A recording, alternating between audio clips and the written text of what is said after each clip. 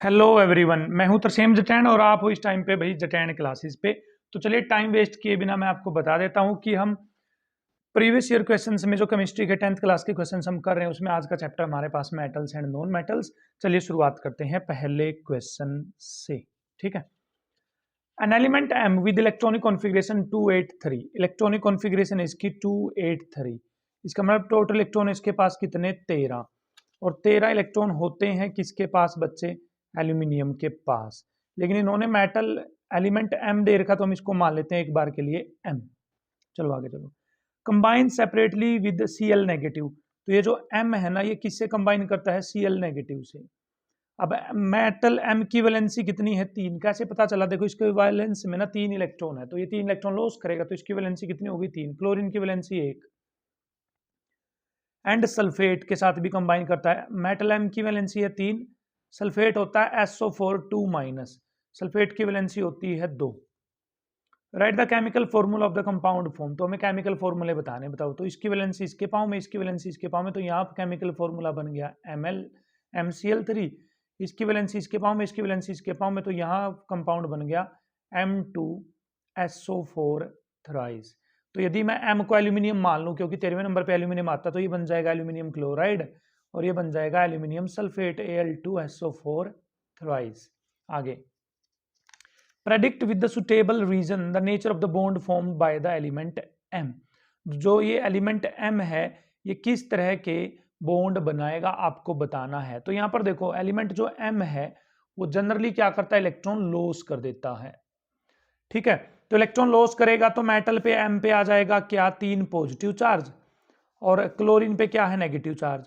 जो positive charge और negative charge के बीच में बॉन्ड बनते हैं, ऐसे बॉन्ड को बोला जाता है आयनिक बॉन्ड। बच्चे क्या बोलते हैं? Ionic bond. फिर how will the electricity conductivity of the compounds formed vary with respect to them. ठीक। तो जो इलेक्ट्रिकल कंडक्टिविटी है, बताओ। अब ये आयंस बनाता है आसानी से। क्या बना लेता है? आयंस। आयंस बनाएगा तो due to the formation of ions इसकी इलेक्ट्रिकल कंडक्टिविटी क्या होगी? हाई होगी, ज्यादा होगी, आसानी से इलेक्ट्रिसिटी को क्या करेगा? कंडक्ट करेगा। इसके और पे चलते हैं भाई। अब चलिए देखते हैं इसके और में हमसे क्या पूछ रहे हैं। ठीक है। रेडिश ब्राउन मेटल एक्स, कोई लाल और भूरे रंग की मेटल है, भूरे रंग की metal X, when heated in air gives a black compound Y. जब इसको हवा में गर्म किया जाता है तो ये ब्लैक कलर का कंपाउंड वाई बना लेती है। विच when heated in presence of H2, जब इस वाई को H2 के साथ, हाइड्रोजन गैस के साथ हीट किया जाता है तो गिव्स एक्स ब्लैक, ये वापिस क्या देता है? आपको एक्स दे देता है। तो x is refined by the process of electrolysis, और जो एक्स है वो इलेक्ट्रोलिसिस के प्रोसेस से उसको रिफाइंड मतलब प्योरीफाई किया जाता है। Find X and Y and draw a well labelled diagram to represent the process of refining of X. Check करते हैं। तो भूरे रंग की जो मेटल होती है बच्चे वो होती है कॉपर। ठीक। जब इसको हवा में गर्म करोगे तो ऑक्सीजन की प्रेजेंस में ये गर्म हो जाएगा और क्या बना लेगा? कॉपर ऑक्साइड बना लेगा, जो कैसे कलर का होता है? ब्लैक कलर का। ठीक है। अब जब इस कॉपर, तो ये एक्स हो गया, ये क्या हो गया? वाई। जब इस ब्लैक कलर के कॉपर ऑक्साइड को H2 के साथ गर्म किया जाता है, H2, तो जो H2 है ये ऑक्सीजन ले लेती है यहाँ से और क्या बना लेती है? पानी। और कॉपर क्या हो जाती है? अलग। ठीक है। तो कॉपर है एक्स यहाँ पर और वाई कौन है? Copper oxide. ठीक है। तो अब नेक्स्ट देखते हैं इसमें क्या पूछ रहे हैं हमसे। इसी के अंदर कहते हैं कि जो एक्स है, ये जो कॉपर मेटल है, इसको इलेक्ट्रोलिटिक रिफाइनिंग से प्योरीफाई किया जाता है, उसका डायग्राम बनाना है। तो आपको बता दूं मैं, एक कंटेनर लेना है बड़ा सा हमें, इसमें ये जो इलेक्ट्रोड है ये, और एक इलेक्ट्रोड ये बनाना होता है, ये इलेक्ट्रोड बनाना होता है हमें इम्प्योर कॉपर का, इम्प्योर कॉपर का। इसको क्या बोलते हैं? एनोड बोलते हैं। ठीक है। ये जो इलेक्ट्रोड बनाना होता है ये बनाना होता है प्योर कॉपर का, इसको क्या बोलेंगे? कैथोड। ठीक है। यहाँ से लगानी होती है हमारे पास बैटरी। ठीक है। अंदर सोल्यूशन लेना होता है किसका? कॉपर सल्फेट का। ठीक। तो इस डायग्राम से इसको प्योरीफाई करेंगे। यहाँ से कॉपर धीरे धीरे यहाँ डिपॉजिट होती रहेगी और इसका जो इम्प्योरिटी है इसके अंदर वो नीचे बैठ जाएगी, जिसको एनोड पंक बोलते हैं, एनोड मड बोलते हैं। चलिए भाई इसके सेकंड क्वेश्चन पे प्रोसीड कर लेते हैं। आपको दिखाई दे रहा होगा सेकंड क्वेश्चन क्या है। The given reaction shows one of the process to extract metals like iron and manganese। ये जो रिएक्शन दे रखी है ये आयरन और मैंगनीज जैसी मेटल को एक्सट्रैक्ट करने के लिए, मतलब प्योर करने के लिए ये मेथड यूज किया जाता है। ठीक है। ये जो नीचे दे रखा है। Give reason why the above reaction is known as a thermite reaction. इस रिएक्शन को थर्माइट रिएक्शन क्यों बोलते हैं मैं आपको बताता हूँ। MnO2 में जब हम एल्यूमिनियम डालते हैं तो एल्यूमिनियम Mn को धक्का मार देता है क्योंकि एल्यूमिनियम ज़्यादा रिएक्टिव होता है, तो एल्यूमिनियम ऑक्साइड बन जाता है और Mn हो जाता है यहाँ पर अलग। ठीक, ये रिएक्शन हाईली एक्सोथर्मिक होती है, मतलब इसके अंदर बहुत ज़्यादा हीट रिलीज होती है। क्या रिलीज होती है? बहुत ज़्यादा हीट। अब एक्सोथर्मिक रिएक्शन होने से तो इसमें हीट रिलीज होती है और हीट को हम थर्म भी बोल सकते हैं, थर्म, इसलिए इस रिएक्शन को थर्माइट रिएक्शन बोला जाता है। तो इन्होंने प्लस में ना हीट भी लिख रखा है, देखो यहाँ पर हीट। चलिए और देखते हैं इसके अंदर क्या पूछा गया है सी क्वेश्चन के अंदर। यहाँ आ गए भैया हम यहाँ पर। चलो, identify the substance oxidised and reduced in the above reaction. इस रिएक्शन में कौन किसका ऑक्सीडेशन हुआ, किसका रिडक्शन हुआ? देखो, ऑक्सीडेशन उसका होता है जिसको ऑक्सीजन मिलती है, रिडक्शन उसका होता है जिसकी ऑक्सीजन चली गई है। या दूसरे वे में आप पढ़ें तो जो इलेक्ट्रॉन लॉस करता है उसका ऑक्सीडेशन होता है, जो इलेक्ट्रॉन गेन करता है उसका रिडक्शन होता है। अब देखो, एल्यूमिनियम को ऑक्सीजन मिली है या नहीं मिली है? देखो, इसने एल्यूमिनियम ऑक्साइड बना लिया, तो एल्यूमिनियम का क्या हुआ है यहाँ पर? ऑक्सीडेशन हुआ है। ठीक, अब MnO2 की ऑक्सीजन चली गई है तभी तो Mn बना है ना, तो जो MnO2 है इसका क्या हुआ है बच्चे? यहाँ पर रिडक्शन हुआ है। ठीक है, चलो अगले पे। सॉरी भाई। Give a reason why aluminium is preferably used in thermite reaction. Aluminium को ही ज्यादा यूज क्यों किया जाता है यहाँ पर थर्माइट रिएक्शन में? क्योंकि एल्यूमिनियम एक रिएक्टिव मेटल होती है, बहुत आसानी से रिएक्ट कर लेती है। थर्ड क्वेश्चन पे चलते हैं। अब हम यहाँ पर थर्ड क्वेश्चन देखते हैं क्या कह रहा है हमसे यहाँ पर। Write two properties of gold which make it the most suitable metal for ornaments. ठीक, तो ऑर्नामेंट मतलब जो आभूषण बनाने होते हैं उनके अंदर ज्यादातर हम क्या यूज करते हैं? गोल्ड। तो ऐसी गोल्ड में क्या खास बात है? तो पहली देखिए यहाँ पर, गोल्ड का नेचर कैसा होता है? डक्टाइल और मेलिएबल। कैसा नेचर होता है भाई गोल्ड का? डक्टाइल और मेलिएबल।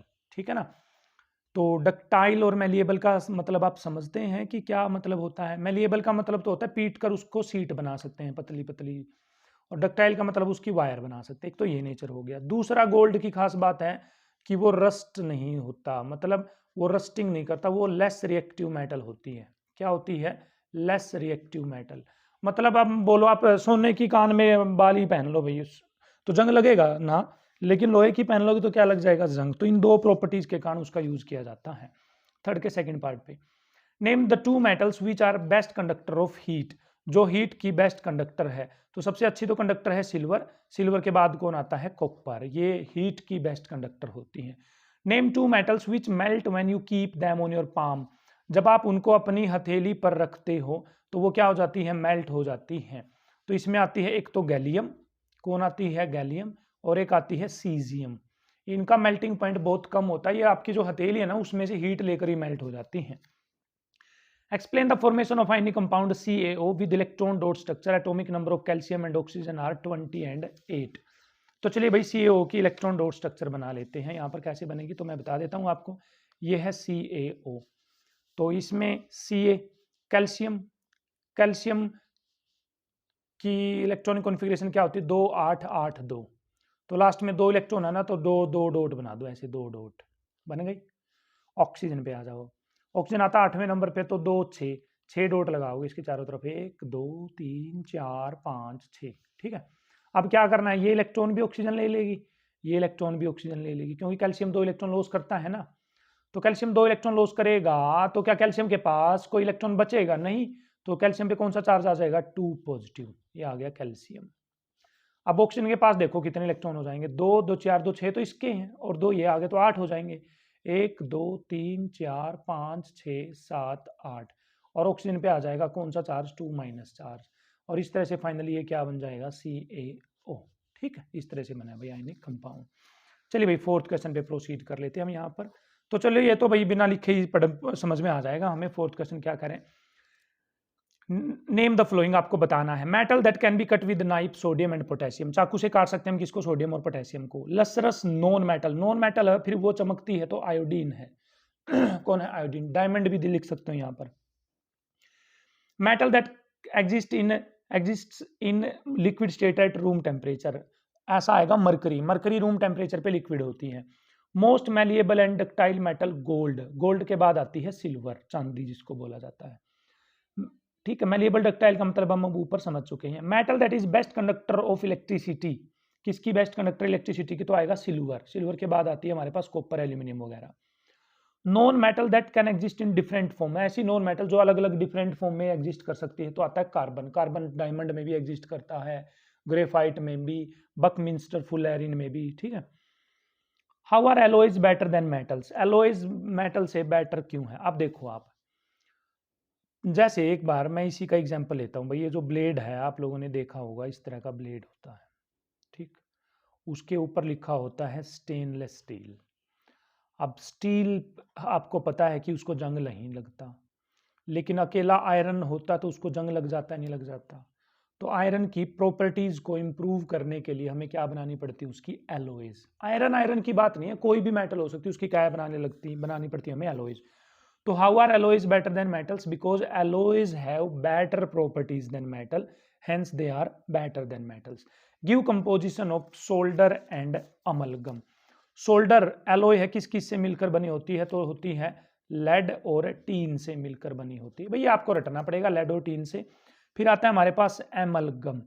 जहां पर भी एमलगम आ जाए तो याद रखना है आपको, मरकरी आएगा भाई पक्का।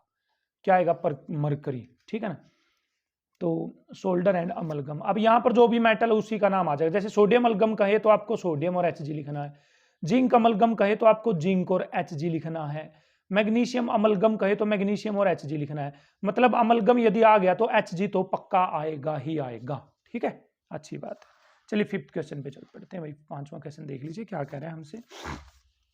Right balanced chemical equation two explain what happens when mercury oxide is heated. Mercury oxide होता है भाई HgO। इसको जब आप हीट करोगे तो जो Hg है अलग हो जाएगा और ऑक्सीजन क्या हो जाएगी? अलग। ठीक है बच्चे। Mixer of cuprous oxide, cuprous oxide होता है Cu2O एंड क्यूपरस सल्फाइड होता है Cu2S। इनको आप हीट करोगे तो देखो आराम से समझो, इस O को ये S ले जाएगा तो क्या बना लेगा? SO2, और कॉपर हो जाएगा बच्चे अलग। क्या हो जाएगा? कॉपर अलग। ठीक है। Aluminium is reacted with manganese dioxide, manganese dioxide होता है MnO2। इसके साथ एल्यूमिनियम की रिएक्शन करेंगे तो डिस्प्लेसमेंट रिएक्शन हो जाएगी, एल्यूमिनियम मैग्नीज को धक्का मार देगा तो एल्यूमिनियम का ऑक्साइड बन जाएगा, मैग्नीज हो जाएगा बच्चे अलग। ठीक है, आगे चलिए। Ferric oxide is reduced with aluminium, ferric oxide होता है बच्चे Fe2O3, उसकी भी एल्यूमिनियम से रिएक्शन कराओगे तो बन जाएगा Al2O3 प्लस में आयरन। ठीक है, अच्छी बात है भाई। ठीक है, अगले पे चलिए। Zinc carbonate undergoes calcination, calcination का मतलब होता है कार्बोनेट ओर को हीट करना in the absence of air. तो इसको सीधा हीट करो, CO3 है तो क्या निकलेगी बच्चे? CO2, और क्या बन जाएगा? Zinc oxide. अच्छी बात है। चलिए भाई इसके और पे अब चल पड़ते हैं, मैं पेज लेता हूं पलट यहां पर। ठीक है, चलो फिर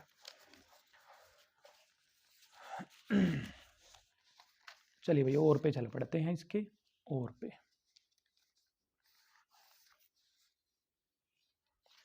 पेज नहीं सेट आ रहे भाई, दिमाग ना। By the transfer of electrons illustrate that the formation of bond in magnesium chloride। अब की बार हमें मैग्नीशियम क्लोराइड मिल गया है, इसके अंदर किस तरह से इलेक्ट्रॉन डॉट स्ट्रक्चर बनेगी जो अभी पीछे बनाई है हमें वो बतानी है। ठीक है, तो मैग्नीशियम आता है बच्चे 12वें नंबर पे, तो 2 8 2 इसके चारों तरफ डॉट लगानी पड़ेंगी 2। अब क्लोरीन है ना 2 है तो 2 लेनी पड़ेगी क्लोरीन। अब क्लोरीन 17वें नंबर पे आता है 2 8 7, तो कितनी डॉट लगानी पड़ेगी मेरे को? 7। तो 1 2 3 4 5 6 और 7, 7 इस पे भी लगानी पड़ेंगी।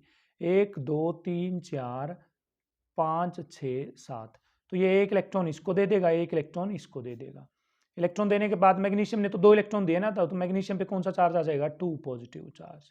ठीक, अब क्लोरीन पे कितने इलेक्ट्रॉन हो जाएंगे? 7 तो अपने थे, 8 हो जाएंगे इसके। अब 1 2 3 4 5 6 7 8। अब क्लोरीन पे चार्ज आ जाएगा माइनस, लेकिन सर यहाँ तो क्लोरीन 2 है तो नीचे 2 लिखोगे आप, यहाँ पर 2, तो ये मिलकर फिर क्या बना लेगा? Magnesium chloride MgCl2। अच्छी बात है भाई। अच्छा, identify the ions present in this compound, इसमें आयंस बताने। इसमें तो 2 आयंस होते हैं, एक मैग्नीशियम आयन और एक क्लोराइड आयन यहाँ पर। ठीक है, ionic compounds are solid, give reasons. अब आयनिक कंपाउंड यही सीखा ही एग्जांपल ले लेता हूँ। आयनिक कंपाउंड में पॉजिटिव और नेगेटिव के बीच में क्या होती है बच्चे? अट्रैक्शन होती है। ऐसी अट्रैक्शंस को क्या बोलते हैं? आयनिक अट्रैक्शंस। क्या बोला जाता है बच्चे ऐसी अट्रैक्शंस को? आयनिक अट्रैक्शन। आयनिक अट्रैक्शन बहुत स्ट्रॉन्ग होती है, और स्ट्रॉन्ग होती है तो इसलिए आयनिक कंपाउंड कैसे होते हैं नेचर में? सॉलिड। ठीक है। With the help of label diagram so that the experimental setup of action of steam on a metal, ठीक है, स्टीम का मेटल के ऊपर क्या एक्शन होगा? ठीक है, तो ले लीजिए भाई मेटल, यहाँ पर स्टीम, मान लीजिए एल्यूमिनियम ले ली मैंने, इसके ऊपर स्टीम है H2O। ठीक है, अभी स्टीम मतलब ये गैसियस फॉर्म में है, तो क्या रिएक्शन होगी यहाँ पर? एल्यूमिनियम का ऑक्साइड बन जाएगा, और कौन सी गैस रिलीज हो जाएगी? H2। कौन सी गैस रिलीज हो जाएगी? H2। इसी तरह से आयरन है, उसकी भी पानी के साथ रिएक्शन कर दो स्टीम की फॉर्म में, तो क्या बन जाएगा? Fe2O3 प्लस में क्या बन जाएगा यहाँ पर? H2।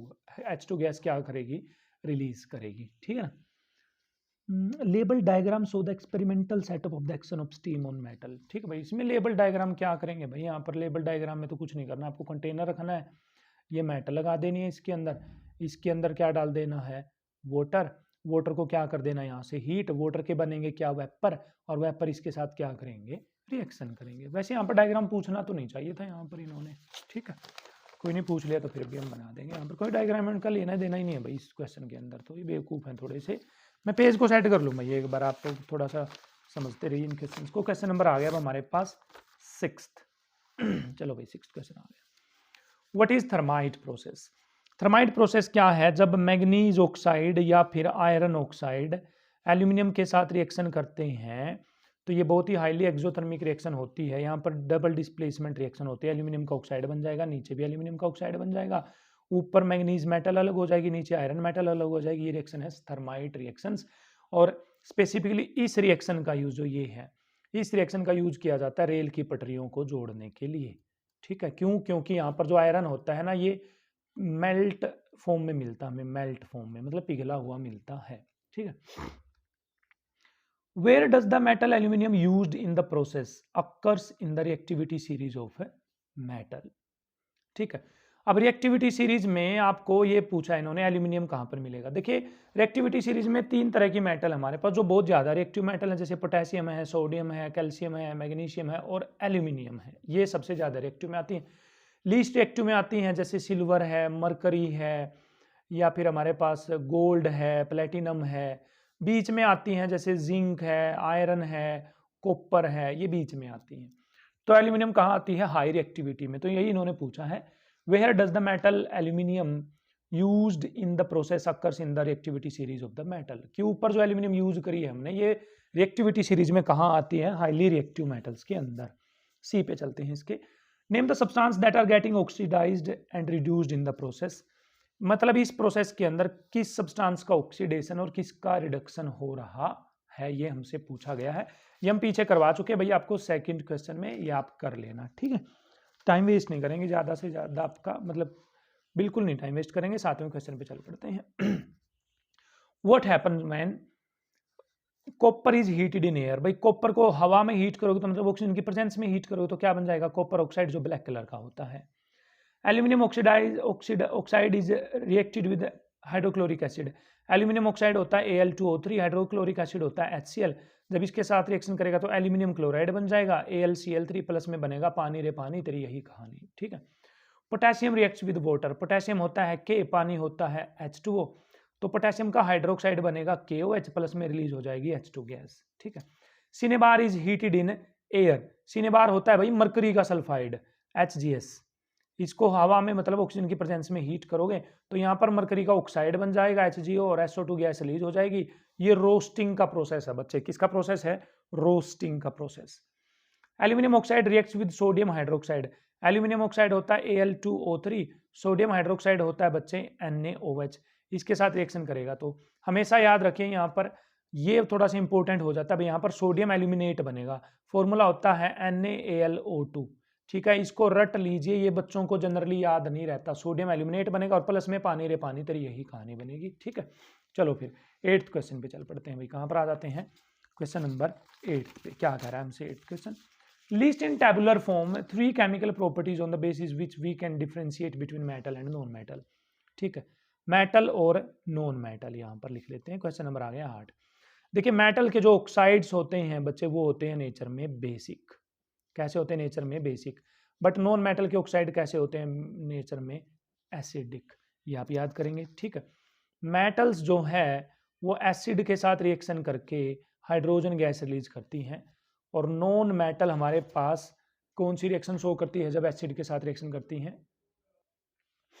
तो नॉन मेटल एसिड के साथ रिएक्शन करके H2 गैस रिलीज करती थी, जैसे जिंक प्लस में HCl goes to ZnCl2 plus में H2, लेकिन नॉन मेटल ऐसा नहीं करती हैं।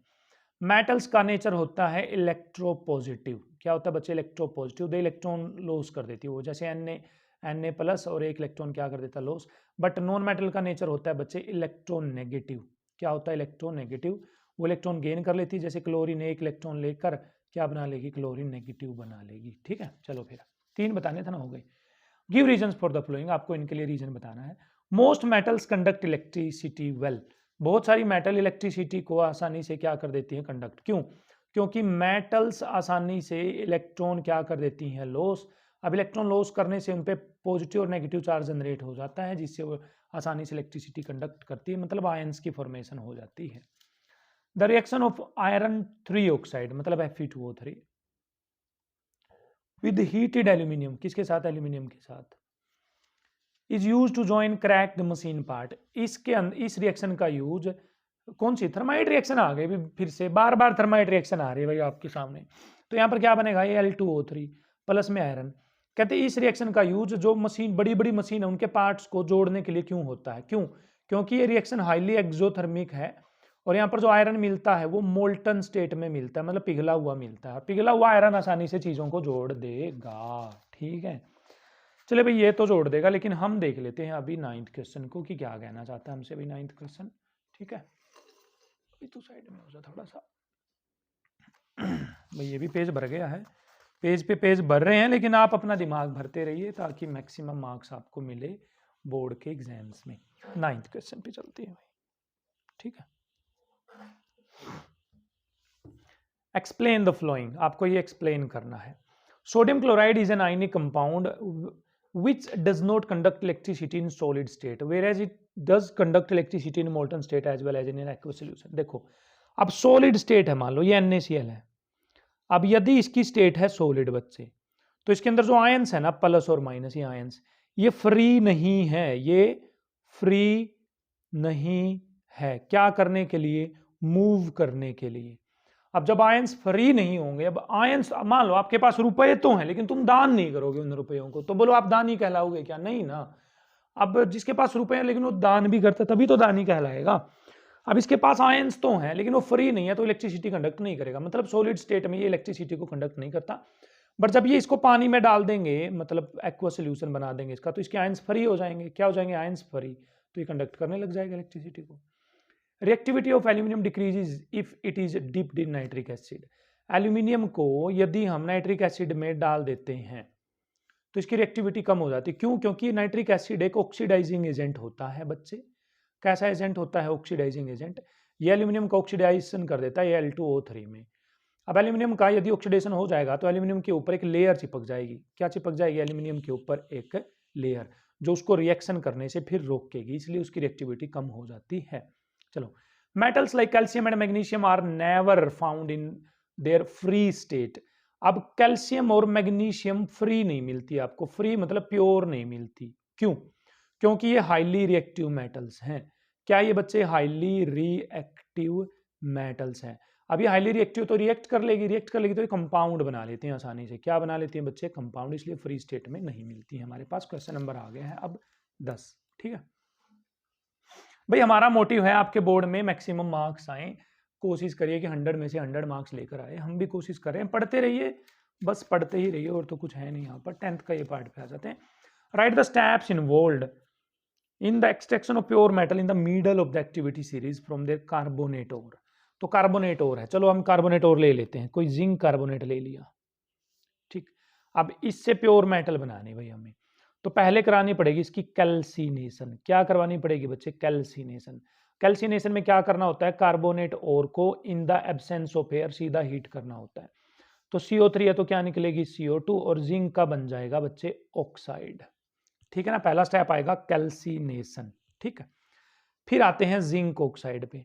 अब इसकी ऑक्सीजन हटानी पड़ेगी तभी तो आपको जिंक मिलेगी ना, और ऑक्सीजन का हटना क्या कहलाता है? रिडक्शन। रिडक्शन करवाने के लिए आप कार्बन का यूज करेंगे, तो कार्बन इस ऑक्सीजन को ले जाएगा तो क्या बना लेगा? CO, और जिंक हो जाएगा अलग। तो ये स्टेप है रिडक्शन। अब जो जिंक है इसको प्योर करने के लिए हम क्या करवाएंगे? Electrolysis.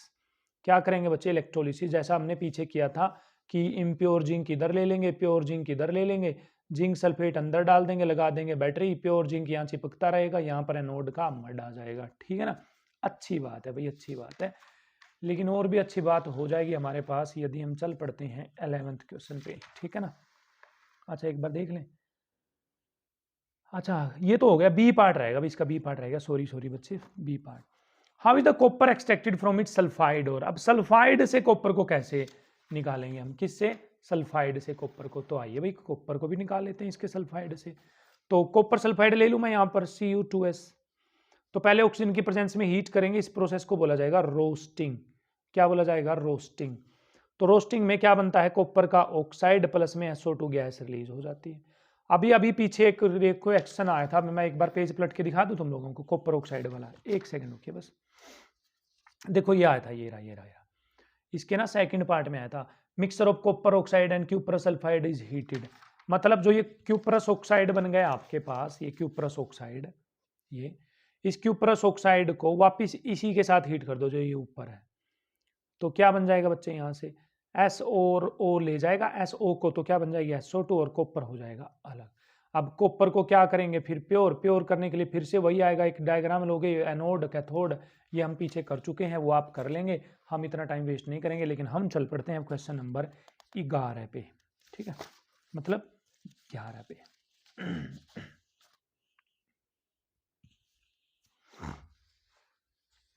Differentiate between the following suitable example minerals and ore. क्या हमारे पास बच्चे मिनरल एंड ओर? देखो समझना इस बात को। जैसे हनुमान जी जड़ी बूटी लेने गए थे पहाड़ पे, तो उसके पहाड़ पे जो सब कुछ दिखाई दे वो तो जड़ी बूटी थी सारी की सारी, लेकिन उसको तो कोई स्पेसिफिक जड़ी बूटी लेकर आनी थी या नहीं थी। तो जब आप वो स्पेसिफिक जड़ी बूटी लाता है तो वो तो है ओर, लेकिन जो पहाड़ पे जो सारी जड़ी बूटियां हैं वो है मिनरल। तो समझो मिनरल क्या है? जब आप कोई मेटल ऑब्टेन करने जाओगे अर्थ के अंदर, तो जो आपको मिलेगा वो मिनरल है। लेकिन एक ऐसा मिनरल जिसमें कोई स्पेसिफिक मेटल मिलेगी आपको, कोई स्पेसिफिक मेटल है उसके अंदर, मान लीजिए एल्यूमिनियम है या कॉपर है या जिंक है या आयरन है, तो उसको बोला जाएगा उस मेटल का पर्टिकुलर ओर। ठीक है ना? अब देखो यहां पर समझा रहा हूं मैं आपको। The natural substances in which the metals और their compounds are found in earth are called mineral. जो नेचुरल चीज है वो तो जिसके अंदर मेटल पाई जाती है वो तो है मिनरल। बट इसकी डेफिनेशन पढ़ो, the mineral from which the metal can be extracted conventionally and profitably are called ore. ऐसा मिनरल जिसमें से कोई स्पेसिफिक मेटल हम बाहर निकाल सकते हैं हमारे फायदे के लिए, वो ओर कहलाएगा। क्या कहलाएगा? ओर। जैसे यहां पर देखो, इसमें तो एल्यूमिनियम भी है, सिलिकॉन भी है, सारी चीजें मिक्स हैं, बट प्योर एल्यूमिनियम का और कौन है? बॉक्साइट। ठीक है भाई, कर लेंगे। कोरोजन और रेंसिडिटी पे आते हैं बच्चे। कहां पर आते हैं? कोरोजन और रेंसिडिटी पे। कोरोजन का मतलब है जो मेटल्स हैं, मेटल्स उनको जब हम ओपन रखते हैं, खुला रखते हैं, तो वो जो एनवायरमेंटल गैसेस हैं उनके साथ क्या कर लेती है? रिएक्ट करने से वो उनके ऊपर या तो कोई कलर आ जाता है स्पेसिफिक, या वो क्या हो जाती है? स्पॉइल, मतलब खराब हो जाती है। तो ये कहलाता है कोरोजन।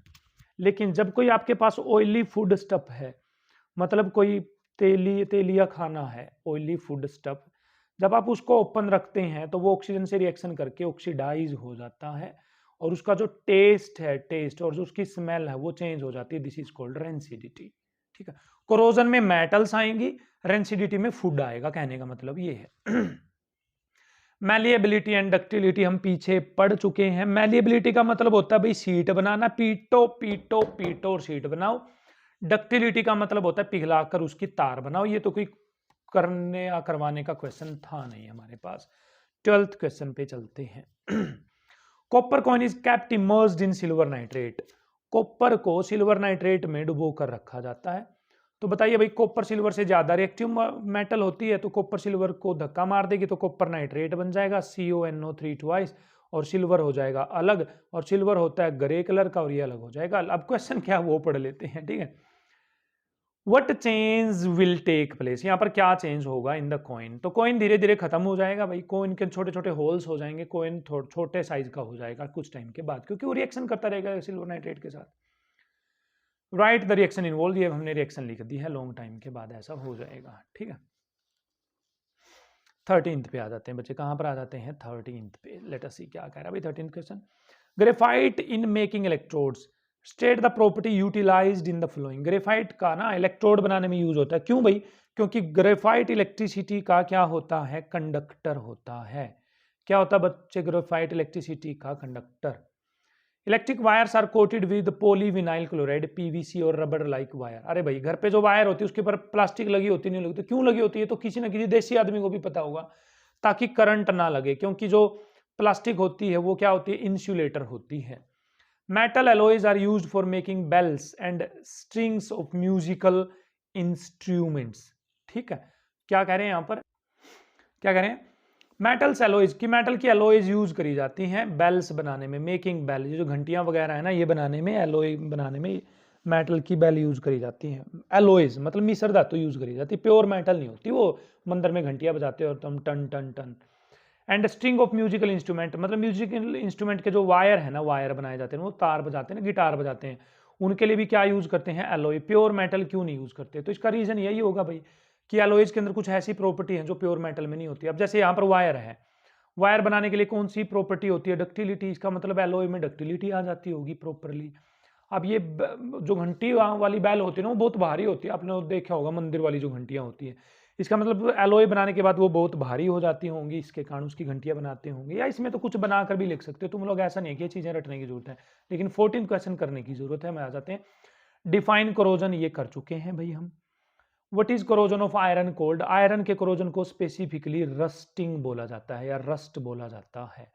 क्या बोला जाता है बच्चे? रस्टिंग या फिर rust. Why corrosion of iron is a serious problem? भाई सीरियस प्रॉब्लम तो है ही कोरोजन ऑफ आयरन, क्योंकि देखो आयरन का यूज कहाँ कहाँ होता है मैं बताता हूँ। पुल बनाने में, जो ब्रिजेज हैं वो बनाने में, घर पे लेंटर लगाते हो वहां भी आयरन का यूज, घर पे जो खिड़की दरवाजे वहां पर भी आयरन का यूज। ठीक है, तो हर जगह आयरन का यूज हो रहा है। कोई स्पेसिफिक ढांचा बनाना है मकान का, उसके लिए आयरन का यूज, मतलब बस है, कुछ बना लो, हर जगह आयरन का यूज होता है। अब हर जगह यदि आयरन को जंग लग गया बच्चे, मान लो ब्रिज बना हुआ, कहीं पर पुल बना हुआ है, फ्लाईओवर बना हुआ है, उसमें लोहे को जंग लग गया, जो सरिया लगा है, तो पुल तो गिर जाएगा। तो ये सीरियस प्रॉब्लम है, इससे बहुत सारा जो आयरन है वो डैमेज हो जाता है, रेल की पटरियां उनको जंग लग जाता है, बहुत सारी चीज़ों को जंग लग जाता है। तो इसलिए ये एक सीरियस प्रॉब्लम है भाई, ये कोई आम प्रॉब्लम नहीं है। ठीक है, आप लोगों को तो पता ही है, घर पे देखते ही हो तुम लोग, आम प्रॉब्लम होती नहीं है, क्योंकि हर साल या 2 साल में आपको खिड़की दरवाजों पर पेंट करना पड़ता है। यदि लोहे को जंग ही नहीं लगता तो कितना फायदा हो जाता है ना हमारा। लेकिन ई क्वेश्चन करने से आपका जरूर फायदा हो जाएगा। How can we prevent corrosion? आप कोरोजन को कैसे बचा सकते हैं, बच सकते हैं कोरोजन से? तो कैसे बच सकते हो भाई कोरोजन से? पहला, पेंट कर दो। दूसरा, ऑयलिंग कर दो। तीसरा, ग्रीजिंग कर दो। ठीक है, ये तो है मतलब पुअर मेथड, मतलब ये लिखोगे क्या पेपर में भाई? ये मतलब अच्छे वाले मेथड लिखो ना। दूसरा कैसे? Sacrificial protection. किससे करोगे आप? सैक्रिफिशियल प्रोटेक्शन से। इसका मतलब क्या है? कोई ऐसी मेटल रख दो आयरन के पास या किसी मेटल के पास जो उससे ज्यादा रिएक्टिव है, तो वो जो, सॉरी भाई ज्यादा जो उसमें ना स्टैंड पे ही हाथ लग गया, जो ऊपर फोन अटकाया हुआ था। ठीक है, चलो कोई नहीं, ऐसी चीजें होती रहती हैं। सैक्रिफिशियल प्रोटेक्शन समझ गए आप? उससे ज्यादा रिएक्टिव मेटल रख दो आप। तीसरा है प्रोटेक्टिव लेयर, उसके ऊपर क्या लगा दो? प्रोटेक्टिव लेयर, ऐसी मेटल की लेयर लगा दो जो उसको जंग लगने से बचाए। ठीक है। चौथा है एनोडाइजिंग कर दो आप। ठीक है, जैसे एल्यूमिनियम वगैरह है, जिंक वगैरह, उसकी लेयर लगा दो एल्यूमिनियम ऑक्साइड की। पांचवा है गैल्वेनाइजेशन कर दो आप। गैल्वेनाइजेशन का मतलब जिंक वगैरह की लेयर लगा दो। तो ये सब मेथड हम कर सकते हैं। अच्छी बात है भाई यहाँ पर। तो क्वेश्चन नंबर आ गया भैया 15 है हमारे पास, 15th। The metals extracted from their ore are not very pure. जो मेटल उसके ओर में से निकाली जाती है वो ज्यादा प्योर नहीं होती। They contain impurities which can be removed by the process of refining, जिसको रिफाइनिंग के प्रोसेस से हम निकाल सकते हैं। अच्छा, name the most widely used process of refining of impure metal. Impure metal के लिए जो प्रोसेस सबसे ज्यादा यूज किया जाता है उसका नाम बताना है आपको। Draw diagram operators use for refining of copper metal and it's state. तो जो सबसे ज़्यादा मेथड यूज किया जाता है बच्चे रिफाइनिंग के लिए हमारे पास, वो होता है इलेक्ट्रोलिटिक रिफाइनिंग। क्या होता है इलेक्ट्रोलिटिक रिफाइनिंग? Electrolytic refining. चलो भाई इसको मैं करवा ही देता हूँ। चलो आज हम कॉपर की इलेक्ट्रोलिटिक रिफाइनिंग करते हैं, ठीक है ना, पूरा एक्सप्लेन कर रहा हूँ मैं इसको। तो जो इम्प्योर कॉपर है ना बच्चे, एक बड़ा सा कंटेनर लोगे आप लोग, इसमें लगा दोगे इम्प्योर कॉपर। क्या लगा दोगे? Impure copper. एक इस साइड में लगाओगे प्योर कॉपर, प्योर कॉपर, ठीक है। यहाँ पर लगा दोगे आप क्या? करंट या बैटरी जो भी है, प्लस माइनस लगा दिया। अब होगा क्या बच्चे, यहाँ पर कॉपर सल्फेट का ही सोल्यूशन लेना है आपको। कॉपर सल्फेट का सोल्यूशन लेना है। कॉपर सल्फेट में कॉपर पे 2 पॉजिटिव चार्ज होता है, सल्फेट पे 2 नेगेटिव चार्ज होता है, ठीक है। अब जो इम्प्योर कॉपर होता है वो होता है बच्चे एनोड, और जो प्योर कॉपर होता है वो होता है बच्चे कैथोड, ठीक है ना। और ये बैटरी है, इधर प्लस है और इधर क्या है बच्चे? माइनस है, ठीक है ना। अब एनोड पे हमेशा होता है बच्चे ऑक्सीडेशन। अब इसके अंदर जो कॉपर है ना, कॉपर वो अपने इलेक्ट्रॉन लॉस करेगा। देखो कॉपर इलेक्ट्रॉन लॉस करेगा तो बना लेगा कॉपर 2 पॉजिटिव प्लस में 2 इलेक्ट्रॉन लॉस कर देगा, क्योंकि लॉस ऑफ इलेक्ट्रॉन हमेशा एनोड पे होता है। कैथोड पे क्या होगा बच्चे? देखो इसने 2 इलेक्ट्रॉन लॉस कर दिए, यहाँ से 2 इलेक्ट्रॉन चल पड़े। ये 2 इलेक्ट्रॉन यहाँ होते होते यहाँ आएंगे, नहीं आएंगे ये 2 इलेक्ट्रॉन, ठीक। और इन 2 इलेक्ट्रॉनों को लेने के लिए यहाँ से जो कॉपर 2 प्लस है ना, देखो ये रहा अंदर, ये इसके ऊपर चला जाएगा ताकि ये 2 इलेक्ट्रॉन मिल जाए इसको। और ये यहाँ से कुछ 2 इलेक्ट्रॉन लॉस करके अंदर आ जाएगा कॉपर 2 प्लस, इस तरह से, ठीक। तो कैथोड पे क्या होगा? जो ये कॉपर 2 प्लस है, ये 2 इलेक्ट्रॉन लेकर कॉपर बना लेगा। कॉपर 2 प्लस 2 इलेक्ट्रॉन लेकर क्या बना लेगा? कॉपर। मतलब ये जो कॉपर है ना, ये तो है इम्प्योर बच्चे, और ये जो कॉपर है ना, ये क्या है? प्योर, ठीक है। ये कॉपर क्या है? प्योर, ठीक है बच्चे। यहाँ पर ये ऐसी कहानी होगी यहाँ पर। अब इस कॉपर के अंदर जो इम्प्योरिटीज है वो नीचे बैठ जाएंगे, उनको एनोड पंख बोलेंगे हम। क्या बोलेंगे इनको? एनोड पंख बोलेंगे। ये पूरा इलेक्ट्रोलिटिक रिफाइनिंग मैंने एक्सप्लेन कर दिया है, ठीक है ना। अब यदि बाद में ये क्वेश्चन आता आगे चलकर तो हम इसको दोबारा नहीं करेंगे। चलो फिर, the name of the rods which are used as cathode and anode. जो कैथोड एंड एनोड पर यूज होती है वो रोड कौन सी होती है मैंने बता दिया। एनोड पे इम्प्योर और कैथोड पे प्योर। ये भी देख लेते हैं। Thin strip of pure metal is as cathode. देखो कैथोड के रूप में प्योर मेटल एंड एनोड के रूप में इम्प्योर मेटल। फिर the electrolyte used during the process. इसके अंदर कौन सा इलेक्ट्रोलाइट यूज किया? Copper sulphate. अब ये स्पेसिफिकली कॉपर की बात करें, देखो ऊपर कॉपर की बात हो रही है ना, देखो ऊपर कॉपर लिखा हुआ है। तो यहाँ पर जिंक होता तो जिंक सल्फेट ले लेते। जो भी लेना है ना उसी का सोर्ट लेना, जो मेटल है ना उसी का सोर्ट लेना है। तो यहाँ पर कॉपर सल्फेट आ गया। What happens to the pure metal when current passes through the electrolyte. तो मैंने लिख दिया है प्योर मेटल के साथ, हाँ प्योर मेटल के साथ क्या होता है जब करंट पास होता है तो क्या होता है? यहाँ से प्योर मेटल डिजोल्व हो जाएगी इसके अंदर और यहाँ पर डिपॉजिट हो जाएगी। ये मैंने पूरी कहानी एक्सप्लेन करती है। ये क्या कह रहे हैं देख लेते हैं। On passing electric current, copper dissolves from the anode into the electrolyte and an equivalent amount of copper from the electrolyte is deposited at the cathode। वही तो बात हो रही है, यहाँ से आ जाता है और यहाँ से चिपक जाता है। चलो फिर, what happens to the soluble and insoluble impurities present in the impure copper। इसके अंदर जो impurities है उनका क्या होता है? वो नीचे बैठ जाती है। चलो भाई बहुत अच्छी बात है, 16वें क्वेश्चन पे आ जाते हैं। क्या कह रहा है 16वां क्वेश्चन हमसे, ठीक है। चलिए भाई, give reasons for the flowing. Sodium metal is kept emerged in the kerosene. Sodium metal जो होती है वो हाईली रिएक्टिव होती है बच्चे। क्या होती है? Highly reactive. यदि इसको पानी में डालोगे तो तुम लोग ये रिएक्शन करके हाइड्रोजन गैस छोड़ देगी और विस्फोट हो जाएगा। इसलिए इसको केरोसिन ऑयल में डुबो कर रखते हैं ताकि मॉइस्चर के कांटेक्ट में ना आए। Blue colour of copper sulphate solution.